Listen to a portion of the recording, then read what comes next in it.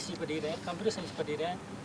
Starting நான் பறைய அடிக்கிறதுக்கு ஆரம்பித்தோடனே என்னுடைய ஃபேமிலி சர்க்கிள் பார்த்தீங்கன்னா, அவன் மோளடிக்கு போயிட்டான், அவ்வளோதான், அவன் லைஃப் ஃபுல்லாக சேஞ்ச் ஆகிடும், அவன் மோளடிக்கு போயிட்டாலே அவன் மோளடிக்கு போயிட்டாலே பிடிப்பாங்க, இல்லை கெட்ட பழலாம் பண்ணுவாங்க, அவன் லைஃப் ஃபுல்லாக சேஞ்ச் ஆகிடும் அப்படின்னு சொல்லிட்டு பல பேர் பேசினாங்க. ஆனால் இந்த பறையால் தான் நான் நாங்கள் எல்லாம் தனித்தனியாக இருந்தோம். எங்களை கும்பலை சேர்த்துக்கு ஃபஸ்ட்டு பார்த்தோன்னா சமம் பறைக்கு நன்றி தெரிவித்துக்கிறேன். ஏன்னா எங்களை மொத்த பேரும் ஒன்று சேர்த்து இந்த ஒரு குழுவாக இந்த பறையாக வாசித்து எங்களை அழகை பார்த்து கொண்டு இருக்கிற எங்கள் அண்ணனுக்கு நாங்கள் எல்லோரும் கடமைப்பட்டிருக்கோம்.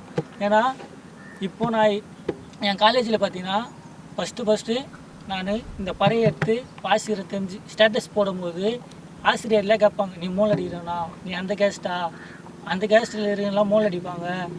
ஒரு தாழ்த்தப்பட்ட சமூகம் சேர்ந்த ஒரு மனுஷன் தான் பறையை அடிப்பான். அந்த இடத்துல வந்து நம்ம கேஸ்ட்டை குறிப்பிடுறாங்க. அந்த இடத்துல வந்து கேஸ்ட் குறிப்பிடும் போது எல்லாரும் ஒரு மாதிரி பார்ப்பாங்க, இவன் இந்த சமூகம் சேர்ந்தவன், இவன் வந்து இந்த சமூகம் சேர்ந்தவன் வந்து அந்த மாதிரி ஆள் அப்படி சொல்லிட்டு தீண்டத்தகாதவன் அப்படி சொல்லிட்டு அந்த மாதிரிலாம் பார்ப்பாங்க.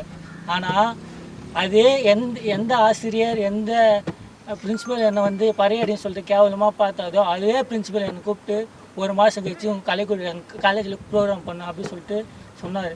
அதுக்கு அங்கே அடையாளம் படுத்தின்னு பார்த்தீங்கன்னா இந்த பறை மட்டும் தான். இந்த காலேஜில் ஃபஸ்ட்டு ஒரே ஒருத்தர் கூட தெரியாது.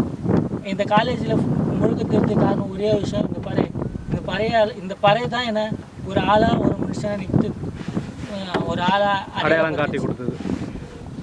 அதனால் இனி வரும் காலத்தில் பறையை வந்து அழிய விட மாட்டோம். பறையை வந்து ஃபஸ்ட்டு இது கலையை பாருங்கள், சாதியை பார்க்காதீங்க. ஏன்னா கலையை பார்த்தீங்கன்னா மென்மலும் வளரும்.